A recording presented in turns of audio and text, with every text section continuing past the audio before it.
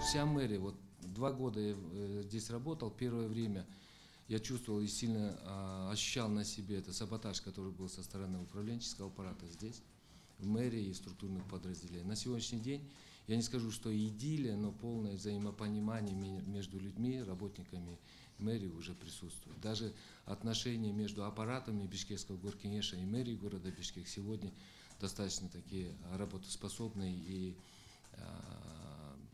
такого противостояния, как раньше, не было. Что касается обидно-не обидно, вы знаете, не обидно. Не обидно, потому что за 2 года мы сделали очень много. То, что вот именно мы эти системные преобразования смогли сделать в мэрии города Бишкек. И вчера, когда я прощался с коллективом аппарата мэрии и начальником структурных подразделений, именно слова были сказаны о том, что наконец-то мы встретили человека, который сюда пришел, и мы почувствовали себя настоящими работниками мэрии.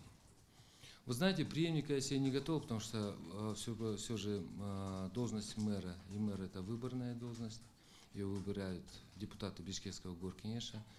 Поэтому говорить о том, что мы можем подготовить какого-то преемника, который мог бы встать на мое место, я думаю, что здесь это пускай будет решение за депутатом Бишкекского горкеңеша. Единственное, хотелось бы сказать, конечно, желательно ему бы сегодня это сохранить команду, которая здесь есть, и она готова работать. Второй вопрос, что касается, где я буду. Где я буду, я пока не знаю. Мне нужно некоторое время отсутствовать, я не буду в Бишкеке, поэтому и одна из причин моего ухода была связана с тем, что это по семейным обстоятельствам. По семейным обстоятельствам я некоторое время должен быть вне Кыргызстана, к сожалению. Но это связано с семейными моими обстоятельствами. Я,